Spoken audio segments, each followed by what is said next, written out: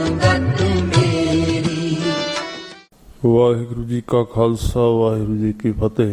ਸਾਧ ਸੰਗਤ ਜੀ, ਅੱਜ ਦੇ ਸਮੇਂ ਵਿੱਚ ਆਪਾਂ ਜੀਵਨ ਨਾਲ ਸੰਬੰਧਿਤ ਇੱਕ ਉਪਦੇਸ਼ ਵਿਚਾਰਨਾ ਹੈ ਔਰ ਇੱਕ ਜਿਹੜਾ ਆਮ ਹੀ ਸਵਾਲ ਧਾਰਮਿਕ ਜੀਵਨ ਦੇ ਵਿੱਚ ਆਉਂਦਾ ਹੈ ਔਰ ਇਹ ਇੱਕ ਧਾਰਮਿਕ ਬੰਦੇ ਦੇ ਜੀਵਨ ਦੀ ਸਭ ਤੋਂ ਵੱਡੀ ਰੁਕਾਵਟ ਵੀ ਹੈ।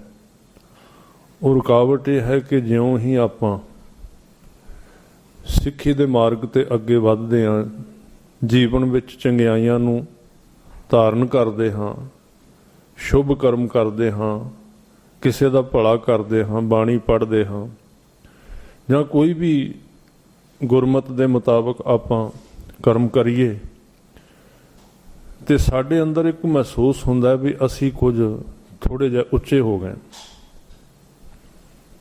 ਤੇ ਅਜੇ ਸਾਡੇ ਵਿੱਚ ਇੰਨੀ ਉਹ ਅਵੇਅਰਨੈਸ, ਇੰਨੀ ਹੋਸ਼, ਇੰਨੀ ਜਾਗ ਨਹੀਂ ਆਈ ਹੁੰਦੀ ਕਿ ਅਸੀਂ ਇੱਕ ਚੰਗਾ ਕੰਮ ਕਰਕੇ ਵੀ ਆਪਣੇ ਆਪ ਨੂੰ ਨਿਮਰਤਾ ਵਿੱਚ ਰੱਖ ਸਕੀਏ, ਆਪਣੇ ਆਪ ਨੂੰ, ਆਪਣੇ ਮਨ ਨੂੰ ਨੀਵਾਂ ਔਰ ਮਤ ਨੂੰ ਉੱਚੀ ਰੱਖ ਸਕੀਏ। ਤੇ ਉਸ ਦਸ਼ਾ ਦੇ ਵਿੱਚ ਇੱਕ ਘਟਨਾ ਵਰਤਦੀ ਹੈ ਕਿ ਸਾਨੂੰ ਦੂਜਿਆਂ ਦੇ ਨਾਲ ਨਫ਼ਰਤ ਆਉਣੀ ਸ਼ੁਰੂ ਹੋ ਜਾਂਦੀ ਆਪਣੇ ਆਪ। ਜਿਹੜੇ ਸਾਡੇ ਫੀਲਡ ਵਿੱਚ ਸਾਡੇ ਨਾਲ ਦੇ ਲੋਕ ਨੇ, ਕੋਈ ਪਰਿਵਾਰ ਵਿੱਚ ਹੈ, ਕੋਈ ਆਸੇ-ਪਾਸੇ ਮਿਲਣ ਗਿਲਣ ਵਾਲਾ ਹੈ, ਤਾਂ ਉਹਨਾਂ ਦਾ ਜਦੋਂ ਅਸੀਂ ਜੀਵਨ ਵੇਖਦੇ ਹਾਂ ਕਿ ਉਹ ਅਵਗੁਣਾਂ ਦੇ ਨਾਲ ਭਰੇ ਹੋਏ ਨੇ ਤੇ ਨਾ ਕਿ ਅਸੀਂ ਉਹਨਾਂ ਦੇ ਅਵਗੁਣਾਂ ਨੂੰ ਵੇਖ ਕੇ ਉਹਨਾਂ ਵਾਸਤੇ ਅਰਦਾਸ ਕਰੀਏ ਜਿਹੜਾ ਗੁਰਮਤਿ ਦਾ ਰਸਤਾ ਹੈ ਕਿ ਫਰੀਦਾ ਬੁਰੇ ਦਾ ਭਲਾ ਕਰ, ਇਹ ਰਸਤਾ ਹੈ ਔਰ ਉਹਨਾਂ ਨੂੰ ਉਸ ਨਿਮਾਨ ਦੇ ਵਿੱਚੋਂ ਚੁੱਕਣ ਵਾਸਤੇ ਉਹਨਾਂ ਦੇ ਨਾਲ ਪ੍ਰੇਮ ਵਿੱਚ ਆ ਕੇ ਵਰਤਾਵ ਕਰੀਏ। ਇਸ ਰਾਹ ਤੇ ਜਾਣ ਦੀ ਬਜਾਏ ਕੁਦਰਤੀ ਮਨੁੱਖੀ ਸੁਭਾਅ ਦੇ ਮੁਤਾਬਕ ਅਸੀਂ ਕੀ ਕਰਦੇ ਹਾਂ ਕਿ ਅਸੀਂ ਅੰਦਰ ਇਹ ਮਹਿਸੂਸ ਕਰਨ ਲੱਗ ਪੈਂਦੇ ਹਾਂ ਵੀ ਇਹ ਪਾਪੀ ਹੈ ਤੇ ਮੈਂ ਪੁੰਨੀ ਹਾਂ, ਇਹ ਤਾਂ ਕਦੀ ਉੱਠਦਾ ਹੀ ਨਹੀਂ ਸਵੇਰੇ, ਮੈਂ ਤਾਂ ਸਵੇਰੇ ਉੱਠਦਾ ਹਾਂ, ਇਹ ਤਾਂ ਬਾਣੀ ਪੜ੍ਹਦਾ ਹੀ ਨਹੀਂ, ਮੈਂ ਬਾਣੀ ਪੜ੍ਹਦਾ ਹਾਂ। ਹੁਣ ਇਹਦੇ ਨਾਲ ਅਣਮਾਲੂਮ ਯਾਨੀ ਕਿ ਬਿਨਾਂ ਪਤਾ ਲੱਗਣ ਤੋਂ ਹੀ ਇੱਕ ਛੋਟਾ ਜਿਹਾ ਸਾਡੇ ਅੰਦਰ ਈਰਖਾ ਦਾ ਬੀਜ ਡਿੱਗਣਾ ਸ਼ੁਰੂ ਹੋ ਜਾਂਦਾ ਹੈ। ਪਹਿਲਾਂ ਤਾਂ ਸਮਝ ਨਹੀਂ ਆਉਂਦੀ, ਪਹਿਲਾਂ ਤਾਂ ਪਤਾ ਹੀ ਨਹੀਂ ਲੱਗਦਾ। ਉਹ ਹੌਲੀ ਹੌਲੀ ਹੌਲੀ ਹੌਲੀ ਅਸੀਂ ਲੋਕਾਂ ਦੇ ਨਾਲ ਫਿਰ ਈਰਖਾ ਦਾ ਸਾਡਾ ਜਿਹੜਾ ਦਾਇਰਾ ਵਧਣਾ ਸ਼ੁਰੂ ਹੋ ਜਾਂਦਾ ਹੈ। ਤੁਸੀਂ ਆਮ ਹੀ ਵੇਖੋਗੇ ਗੁਰਦੁਆਰਿਆਂ ਦੇ ਅੰਦਰ ਜਾਂ ਕਿਤੇ ਪਾਠ ਹੁੰਦੇ ਨੇ, ਇਕੱਠੇ ਹੋ ਕੇ ਲੋਕ ਸੁਖਮਣੀ ਸਾਹਿਬ ਦਾ ਪਾਠ ਕਰਦੇ ਨੇ ਤੇ ਉਹਨਾਂ ਦੇ ਵਿੱਚ ਵੀ ਤੁਸੀਂ ਆਪਸੀ ਝਗੜਾ ਵੇਖੋਗੇ।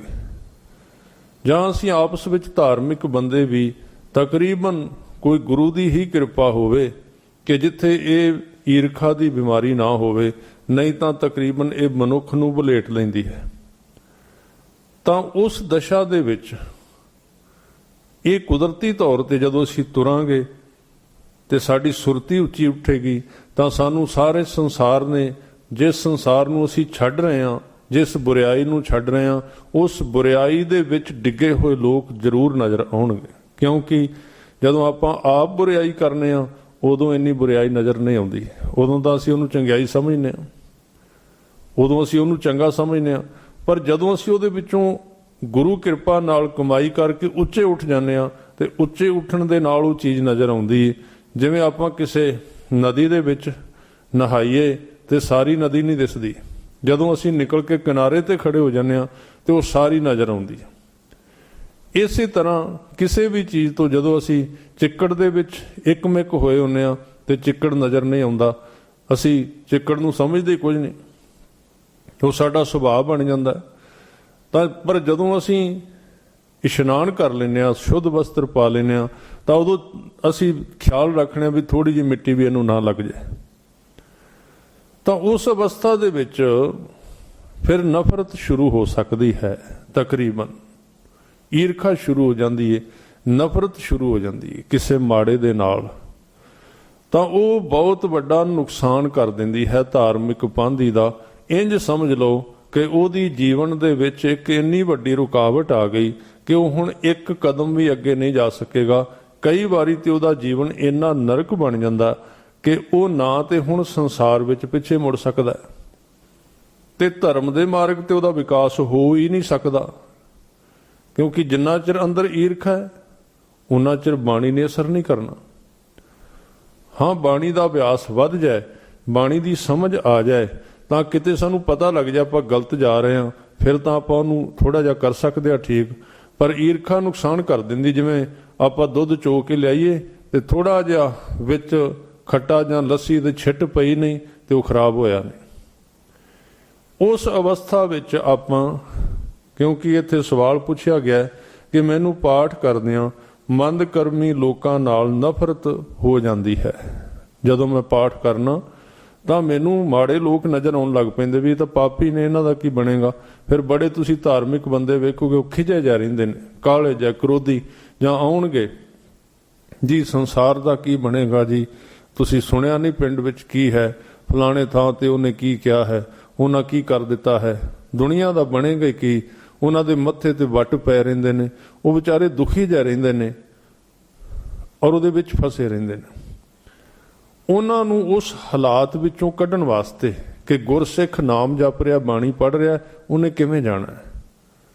ਮਹਾਰਾਜ ਨੇ ਇਹ ਪੌੜੀ ਜਿਹੜੀ ਹੈ ਅਸੰਖ ਮੂਰਖ, ਯਾਨੀ ਕਿ 18 ਨੰਬਰ ਪੌੜੀ ਨੂੰ ਧਿਆਨ ਨਾਲ ਪੜੋ। ਮਹਾਰਾਜ ਕਹਿੰਦੇ ਪਿਆਰਿਆ, ਇਹ ਦੁਨੀਆ ਹੈ, ਇੱਥੇ ਅਣਗਿਣਤ ਸਿਆਣੇ ਨੇ ਤੇ ਅਣਗਿਣਤ ਮੂਰਖ ਵੀ ਹਨ। ਅਸੰਖ ਮੂਰਖ, ਅੰਧ, ਘੋਰ, ਘੋਰ ਦਾ ਮਤਲਬ ਹੁੰਦਾ ਬੜੇ ਮੂਰਖ, ਅੰਨੇ ਮੂਰਖ। ਅਸੰਖ ਚੋਰ, ਹਰਾਮ ਖੋਰ। ਇੱਥੇ ਹਰਾਮ ਖੋਰ ਯਾਨੀ ਕਿ ਰੱਬ ਨੂੰ ਭੁੱਲੇ ਹੋਏ, ਹਰਾਮ ਖਾਣ ਵਾਲੇ, ਦੂਜੇ ਦਾ ਹੱਕ ਖਾਣ ਵਾਲੇ, ਤੇ ਚੋਰ ਵੀ ਬੜੇ ਨੇ। ਕਿੰਨੇ ਕੁ ਲੋਕ ਨੇ ਮਾੜੇ ਚੰਗੇ। ਅਸੰਖ ਅਮਰ ਕਰ ਜਾਹੇ ਜ਼ੋਰ, ਕਈ ਹੁਕਮ ਹੀ ਚਲਾਉਂਦੇ ਰਹਿੰਦੇ ਨੇ, ਆਪਣਾ ਜ਼ੋਰ ਹੀ ਵਿਖਾਉਂਦੇ ਰਹਿੰਦੇ ਨੇ। ਅਸੰਖ ਗਲ ਵੱਢ ਹੱਤਿਆ ਕਮਾਹੇ, ਤੇ ਕਈਆਂ ਦਾ ਕਰਮ ਬਣ ਜਾਂਦਾ ਹੱਤਿਆਵਾਂ ਕਰਨੀਆਂ, ਗਲੇ ਵੱਢਣੇ। ਸੰਖ ਪਾਪੀ ਪਾਪ ਕਰ ਜਾਹੇ। ਔਰ ਇੱਕ ਗੱਲ ਮੈਂ ਹੋਰ ਕਹਾਂਗਾ ਵੀ ਆਹ ਪੌੜੀ ਦੇ ਵਿੱਚ ਤੁਸੀਂ ਜੋ ਕੁਝ ਵੇਖ ਰਹੇ ਹੋ, ਅਸੰਖ ਕੁੜਿਆਰ ਬੜੇ ਝੂਠੇ ਨੇ, ਬੜੇ ਮਲੇਸ਼ ਨੇ, ਬੜੇ ਮੈਲ ਖਾਂਦੇ ਨੇ, ਕਈ ਨਿੰਦਕ ਨੇ, ਔਰ ਕਿੰਨੇ ਨੇ। ਇਹ ਜਿੰਨਾ ਚਿਰ ਅਸੀਂ ਬਾਣੀ ਨਹੀਂ ਪੜ੍ਹਦੇ ਉਹਨਾਂ ਚਿਰ ਸਾਡੇ ਸਾਹਮਣੇ ਨਹੀਂ ਆਉਣਗੇ। ਜਦੋਂ ਅਸੀਂ ਆਪਣੇ ਧਿਆਨ ਵਿੱਚ ਗਏ ਨਾ, ਬਾਣੀ ਪੜ੍ਹਦਿਆਂ ਸਾਰੇ ਬੜੇ ਪ੍ਰਗਟ ਹੋ ਜਾਣਗੇ। ਇੱਥੋਂ ਤੱਕ ਉਹ ਬਾਹਰੋਂ ਨਹੀਂ ਆਉਂਦੇ। ਜਿਉਂ ਹੀ ਅਸੀਂ ਅੰਤਰਮੁਖੀ ਜਾਂਦੇ ਹਾਂ ਤੇ ਸਾਡੇ ਅੰਦਰ ਪੁਰਾਣੀਆਂ ਜਿਹੜੀਆਂ ਚੀਜ਼ਾਂ ਜੰਮੀਆਂ ਹੋਈਆਂ ਨੇ ਉੱਭਰਨ ਲੱਗ ਪੈਂਦੀਆਂ, ਸਾਹਮਣੇ ਆਉਣ ਲੱਗ ਪੈਂਦੀਆਂ। ਸਾਡੇ ਸਾਰੇ ਦੁਸ਼ਮਣ ਸਾਡੇ ਸਾਹਮਣੇ ਆ ਕੇ ਖੜੇ ਹੋ ਜਾਣਗੇ। ਉਹਨਾਂ ਦੇ ਨਾਲ ਕਈ ਬੰਦੇ ਅੰਦਰੋਂ ਦੀ ਲੜਨ ਲੱਗ ਪੈਣਗੇ। ਉਹ ਕਹਿਣਗੇ ਵੀ ਪਾਠ ਕਰਨਾ ਤੇ ਮੇਰੇ ਸਾਹਮਣੇ ਆ ਕੇ ਖਲੋ ਜਾਂਦੇ। ਇਹ ਕੌਣ ਨੇ? ਬਾਹਰੋਂ ਨਹੀਂ ਕਿਤੋਂ ਆਏ, ਬਾਹਰੋਂ ਕੋਈ ਨਹੀਂ ਆਉਂਦਾ। ਇਹਨਾਂ ਦੇ ਸਰੂਪ ਅਸੀਂ ਅੰਦਰ ਛੋਟੇ ਬਣਾਏ ਹੋਏ ਨੇ, ਪਰ ਬਾਣੀ ਉਹਨੂੰ ਬਾਹਰ ਕੱਢਦੀ ਤੂੰ ਸਾਡੇ ਸਾਹਮਣੇ ਆਉਣ ਲੱਗ ਪੈਂਦੇ ਨੇ। ਕਈ ਕੋਈ ਸਾਡੇ ਸਾਹਮਣੇ ਆਏਗਾ, ਸਾਡੇ ਪੁਰਾਣੇ ਸਾਰੇ ਕਰਮ ਉੱਭਰ ਕੇ, ਦੋਸਤ ਮਿੱਤਰ ਝਗੜੇ ਜਿਨ੍ਹਾਂ ਨਾਲ ਹੋਏ ਨੇ, ਲੜਾਈਆਂ ਹੋਈਆਂ ਨੇ, ਉਹ ਉੱਭਰ ਕੇ ਆਉਣਗੀਆਂ ਸਾਡੇ ਸਾਹਮਣੇ। ਕਈਆਂ ਦੇ ਵਿੱਚ ਕਾਮ ਪੈਦਾ ਹੋ ਜਾਂਦਾ, ਵਾਸ਼ਨਾ ਪੈਦਾ ਹੋ ਜਾਂਦੀ, ਕਿਸੇ ਵਿੱਚ ਕ੍ਰੋਧ ਜ਼ਿਆਦਾ ਹੋ ਜਾਂਦਾ। ਕਿੱਥੋਂ ਆਇਆ? ਬਾਹਰੋਂ ਥੋੜ੍ਹੀ ਆਉਂਦਾ। ਕਈ ਕਹਿੰਦੇ ਨੇ ਇਸ ਪਾਸੇ ਲੱਗਿਆ ਉਦੋਂ ਦਾ ਕਾਮ ਵਾਸ਼ਨਾ ਵੱਧ ਗਈ, ਉਦੋਂ ਦਾ ਕ੍ਰੋਧ ਵੱਧ ਗਿਆ। ਉਦੋਂ ਦਾ ਕ੍ਰੋਧ ਨਹੀਂ ਵਧਿਆ, ਉਦੋਂ ਦਾ ਸਾਨੂੰ ਦਿਸਣ ਲੱਗ ਪਿਆ, ਸਾਡੇ ਅੰਦਰ ਪਹਿਲਾਂ ਵੀ ਆਇਆ ਸੀ। ਅੱਖ ਦੇ ਦਿੱਤੀ ਬਾਣੀ ਨੇ ਵੀ ਆਓ ਵੇਖ ਤੂੰ ਇਸ ਤਰ੍ਹਾਂ ਦਾ ਹੈ। ਫਿਰ ਬੰਦਾ ਅਰਦਾਸ ਕਰੇਗਾ ਵੀ ਹਮ ਅਵਗੁਣ ਭਰੇ ਏਕ ਗੁਣ ਨਾਹੀ। ਤਾਂ ਉਸ ਅਵਸਥਾ ਵਿੱਚ ਸਿੱਖ ਨੇ ਕੀ ਕਰਨਾ ਹੈ? ਮਹਾਰਾਜ ਨੇ ਕਿਹਾ, ਗੁਰੂ ਕੇ ਪਿਆਰਿਆ, ਜਦੋਂ ਤੂੰ ਰਾਹ ਵਿੱਚ ਤੁਰਨਾ ਨਾ, ਕਿਤੇ ਸਫ਼ਰ ਕਰਨਾ ਇੱਕ ਸ਼ਹਿਰ ਤੋਂ ਦੂਜੇ ਸ਼ਹਿਰ, ਰਾਹ ਵਿੱਚ ਕਿੰਨੇ ਰੁੱਖ ਆਉਂਦੇ ਨੇ, ਕਿੰਨੇ ਪੁਲ ਆਉਂਦੇ ਨੇ, ਕਿੰਨੀਆਂ ਸੜਕਾਂ ਆਉਂਦੀਆਂ ਨੇ, ਕਿੰਨੇ ਚੌਂਕ ਆਉਂਦੇ ਨੇ। ਤੂੰ ਉਹਨਾਂ ਦੇ ਵਿੱਚੋਂ ਲੰਘਣਾ ਹੈ ਕਿ ਉਹਨਾਂ ਸਾਰੀਆਂ ਦੀ ਵਿਚਾਰ ਕਰਨਾ ਵੀ ਆਹ ਰੁੱਖ ਇੱਥੇ ਕਿਉਂ ਹੈ, ਆਹ ਮੋੜ ਇੱਥੇ ਕਿਉਂ ਹੈ, ਆਹ ਫਲਾਣੀ ਚੀਜ਼ ਇੱਥੇ ਕਿਉਂ ਹੈ। ਕਿੰਨੀਆਂ ਗੱਡੀਆਂ ਤੇਰੇ ਕੋਲੋਂ ਲੰਘ ਗਈਆਂ, ਕਿੰਨੇ ਬੰਦੇ ਲੰਘ ਗਏ, ਕਿੰਨੇ ਮੋੜ ਲੰਘ ਗਏ। ਤੂੰ ਸਾਰਿਆਂ ਦਾ ਹਿਸਾਬ ਕਰਨਾ ਹੈ? ਨਹੀਂ, ਤੂੰ ਤੇ ਆਪਣੀ ਮੰਜ਼ਿਲ ਤੇ ਜਾਣਾ ਹੈ। ਇਸੇ ਤਰ੍ਹਾਂ ਜਦੋਂ ਤੂੰ ਸਿੱਖੀ ਦੇ ਮਾਰਗ ਤੇ ਜਾ ਰਿਹਾ ਹੈ, ਉਦੋਂ ਚੰਗੀ ਦੁਨੀਆ ਵੀ ਤੇਰੇ ਸਾਹਮਣੇ ਆਵੇਗੀ, ਮਾੜੀ ਵੀ ਆਏਗੀ, ਸਾਰੀ ਤਰ੍ਹਾਂ ਦੇ ਲੋਕ ਆਉਣਗੇ। ਤੂੰ ਉਹਨਾਂ ਤੋਂ ਕੀ ਲੈਣਾ ਹੈ? ਤੂੰ ਆਪਣੇ ਰਾਹ ਤੇ ਤੁਰੀ ਚੱਲ, ਜਿੰਨੇ ਬਣਾਏ ਨੇ ਆਪੇ ਵੇਖ ਲੈਗਾ। ਤੂੰ ਹਿਸਾਬ ਵਾਲੀ ਕਾਪੀ ਰੱਖ ਦੇ, ਤੇ ਜੇ ਤੂੰ ਇਹਨਾਂ ਦਾ ਹਿਸਾਬ ਕਰਨ ਲੱਗ ਗਿਆ ਫਿਰ ਤੇ ਸ਼ਾਮ ਨੂੰ ਤਿਉੜੀਆਂ ਪੈਣੀਆਂ ਨੇ ਮੱਥੇ ਤੇ। ਠੀਕ ਹੈ, ਜਿੱਥੇ ਅਸੀਂ ਰਹਿੰਦੇ ਹਾਂ ਲੋਕਾਂ ਦੀ ਚਰਚਾ ਵਿਚਾਰ ਸਾਡੇ ਦਿਮਾਗ ਵਿੱਚ ਆਏਗੀ, ਪਰ ਉਹਨੂੰ ਅਸੀਂ ਡੂੰਘਾਈ ਵਿੱਚ ਨਹੀਂ ਲੈ ਕੇ ਜਾਣਾ, ਤਹਿ ਵਿੱਚ ਨਹੀਂ ਲੈ ਕੇ ਜਾਣਾ, ਕਿਉਂਕਿ ਉਹ ਚੀਜ਼ ਵੱਧਦੀ ਹੈ ਜਦੋਂ ਥੱਲੇ ਚਲੀ ਜਾਵੇ। ਵੇਖੋ ਬੀਜ ਉੱਤੇ ਡਿੱਗ ਪਏ ਨਹੀਂ ਉੱਗੇਗਾ ਕਦੀ। ਵਿਚਾਰ ਉੱਪਰਲੇ ਤਲ ਤੇ ਰਹੇ, ਅਸੀਂ ਕੁਝ ਵੇਖਿਆ ਉੱਤੇ ਉੱਤੇ ਰਿਹਾ, ਉਹ ਹਟ ਗਿਆ, ਖਤਮ ਹੋ ਜਾਏਗਾ। ਪਰ ਜੇ ਉਸ ਬੀਜ ਨੂੰ ਤੁਸੀਂ ਡੂੰਘਾਈ ਵਿੱਚ ਲੈ ਜਾਓ ਤੇ ਉਹ ਬੀਜ ਉੱਗੇਗਾ ਤੇ ਉਹਦੇ ਕਈ ਬੀਜ ਬਣ ਜਾਣਗੇ, ਸਿੱਟੇ ਲੱਗ ਜਾਣਗੇ। ਇਸ ਤਰ੍ਹਾਂ ਜਦੋਂ ਅਸੀਂ ਕਿਤੇ ਬੁਰਾਈ ਵੇਖਦੇ ਹਾਂ ਤੇ ਬੁਰਾਈ ਨੂੰ ਅੰਦਰ ਚਿੱਤ ਦੇ ਵਿੱਚ ਰੱਖਣ ਲੱਗ ਪੈਂਦੇ ਆ, ਤੇ ਬਹੁਤ ਸਾਰੇ ਵਿਸ਼ੇ ਆਉਣਗੇ, ਆਪਾਂ 10-10 ਮਿੰਟ ਦੇ ਸਾਰੇ ਵਿਚਾਰਨੇ ਨੇ ਵੀ ਕਿਵੇਂ ਆਪਾਂ ਧਿਆਨ ਦੁਆਰਾ ਮਾੜੇ ਲੋਕਾਂ ਨੂੰ, ਦੁਸ਼ਮਣਾਂ ਨੂੰ ਚੇਤੇ ਕਰ ਕਰਕੇ ਮਾੜੇ ਲੋਕਾਂ ਦਾ ਪਾਪ ਆਪਣੇ ਅੰਦਰ ਖਿੱਚੀ ਜਾਂਦੇ, ਉਹਨਾਂ ਦੀ ਨਿੰਦਿਆ ਕਰਨੇ। ਇਹ ਉਦੋਂ ਵਰਤੇਗਾ ਜਦੋਂ ਅਸੀਂ ਧਰਮ ਦੇ ਮਾਰਗ ਤੇ ਤੁਰੇ ਹਾਂ। ਜਿਹੜਾ ਧਰਮੀ ਨਹੀਂ ਉਹਦੇ ਵਿੱਚ ਇੰਨਾ ਨਹੀਂ ਵਰਤੇਗਾ। ਇਸ ਕਰਕੇ ਤੁਸੀਂ ਆਮ ਵੇਖੋਗੇ ਕਿ ਜਿੰਨੀ ਈਰਖਾ ਜਾਂ ਇਹ ਨਿੰਦਿਆ ਤੁਸੀਂ ਧਰਮੀ ਬੰਦਿਆਂ ਵਿੱਚ ਵੇਖੋਗੇ, ਉਨੀ ਸ਼ਰਾਬੀ ਕਬਾਬੀਆਂ ਵਿੱਚ ਨਹੀਂ ਹੋਵੇਗੀ। ਉਹਦਾ ਕੀ ਕਾਰਨ ਹੈ? ਕਈ ਵਾਰੀ ਅਸੀਂ ਕਹਿ ਦਿੰਦੇ ਉਹ ਚੰਗੇ ਨੇ ਇਹਨਾਂ ਧਰਮੀ ਬੰਦਿਆਂ ਤੋਂ। ਨਹੀਂ, ਚੰਗੇ ਨਹੀਂ ਉਹ ਤੇ ਜੇ ਰਾਹ ਤੇ ਤੁਰੇ ਹੀ ਨਹੀਂ, ਉਹਨਾਂ ਨੂੰ ਤੇ ਆਪਣਾ ਹੀ ਪਿਆ ਹੋਇਆ ਵੀ ਅਸੀਂ ਪਾਪ ਕਰ ਰਹੇ ਹਾਂ, ਉਹਦੇ ਆਪਣੇ ਵਿੱਚ ਹੀ ਫਸੇ ਹੋਏ ਨੇ। ਅਜੇ ਇਹ ਬੰਦੇ ਥੋੜੇ ਜਿਹੇ ਉੱਚੇ ਉੱਠੇ ਨੇ ਜਿਹੜੇ ਗੁਰੂ ਦੇ ਮਾਰਗ ਤੇ ਚੱਲੇ ਨੇ। ਹੁਣ ਸੰਭਾਵਨਾ ਹੈ ਕਿ ਇਹ ਕਿਸੇ ਵੱਲ ਵੇਖ ਸਕਦੇ ਨੇ, ਕਿਸੇ ਵੱਲ ਵੇਖ ਸਕਦੇ ਨੇ, ਕਿਉਂਕਿ ਇਹਨਾਂ ਨੇ ਆਪ ਉਹ ਕੰਮ ਛੱਡ ਦਿੱਤਾ ਹੈ। ਹੁਣ ਇਹ ਵਾਪਸ ਵੇਖਣਗੇ। ਇਸ ਲਈ ਮਹਾਰਾਜ ਨੇ ਇਹਦਾ ਇਲਾਜ ਦੱਸਿਆ। ਉੱਥੇ ਕਹਿੰਦੇ ਨੇ, ਵੇਖ ਪਿਆਰਿਆ, ਤੇਰੇ ਸਾਹਮਣੇ ਨਿੰਦਕ ਵੀ ਆਉਣਗੇ, ਝੂਠੇ ਵੀ ਆਉਣਗੇ, ਪਾਪੀ ਵੀ ਆਉਣਗੇ, ਮਲੇਸ਼ ਮੈਲੀ ਇੱਛਾ ਵਾਲੇ ਵੀ ਆਉਣਗੇ। ਤੂੰ ਇਹਨਾਂ ਸਾਰਿਆਂ ਨੂੰ ਛੱਡ ਕੇ ਇੱਕੋ ਹੀ ਕਹਿਣਾ ਹੈ ਕਿ ਵਾਰਿਆ ਨਾ ਜਾਵਾਂ ਏਕ ਵਾਰ, ਜੋ ਤੁਧ ਭਾਵੈ ਸਾਈ ਭਲੀ ਕਾਰ, ਤੂੰ ਸਦਾ ਸਲਾਮਤ ਨਿਰੰਕਾਰ। ਇਹ ਮਾੜੇ ਵੀ ਤੂੰ ਬਣਾਏ ਨੇ ਤੇ ਚੰਗੇ ਵੀ ਤੂੰ ਬਣਾਏ ਨੇ। ਤੂੰ ਬਣਾਏ ਨੇ ਤੇ ਤੂੰ ਜਾਣੇ, ਮੈਂ ਇਹਨਾਂ ਦਾ ਠੇਕਾ ਥੋੜੀ ਲਿਆ। ਮੈਂ ਤੇ ਇਹਨਾਂ ਤੋਂ ਵੀ ਨੀਚ ਹਾਂ, ਨਾਨਕ ਨੀਚ ਕਹੈ ਵਿਚਾਰ। ਮੈਂ ਤੇ ਇਹਨਾਂ ਤੋਂ ਵੀ ਨੀਵਾਂ ਹਾਂ। ਇਹਦਾ ਮਤਲਬ ਹੈ ਕਿ ਤੂੰ ਇਸ ਸੰਸਾਰ ਦੀ ਜ਼ਿੰਮੇਵਾਰੀ ਨਾ ਚੁੱਕ। ਜੇ ਤੂੰ ਧਰਮ ਕਮਾਉਣਾ ਹੈ ਤੇ ਸਿਰਫ ਆਪਣੇ ਆਪ ਵੱਲ ਵੇਖ। ਤੂੰ ਲੋਕਾਂ ਦੀ ਵਿਆਖਿਆ ਅੰਦਰੋਂ ਕਰਨੀ ਛੱਡ ਦੇ, ਆਪਣੇ ਆਪ ਵੱਲ ਵੇਖ, ਤੇਰੇ ਅੰਦਰ ਦੀ ਸਪੀਡ ਵੱਧ ਜਾਏਗੀ। ਨਹੀਂ ਤਾਂ ਤੂੰ ਇਹਨਾਂ ਵਿੱਚ ਹੀ ਫਸ ਜਾਏਗਾ। ਇਸ ਕਰਕੇ ਪਾਠ ਕਰਦਿਆਂ ਸਾਨੂੰ ਇਸ ਪੌੜੀ ਦਾ ਸਹਾਰਾ ਲੈਣਾ ਚਾਹੀਦਾ। ਵਾਹਿਗੁਰੂ ਜੀ ਕਾ ਖਾਲਸਾ, ਵਾਹਿਗੁਰੂ ਜੀ ਕੀ ਫਤਿਹ। ਕੀ ਤੁਸੀਂ ਗੁਰਬਾਣੀ ਦੇ ਸਰਲ ਭਾਸ਼ਾ ਵਿੱਚ ਵਿਚਾਰ ਸੁਣਨਾ ਚਾਹੁੰਦੇ ਹੋ ਅਤੇ ਉਹ ਗੱਲਾਂ ਜੋ ਰੋਜ਼ ਦੇ ਤੁਹਾਡੇ ਜੀਵਨ ਅਤੇ ਮਨ ਵਿੱਚ ਵਾਪਰਦੀਆਂ ਨੇ?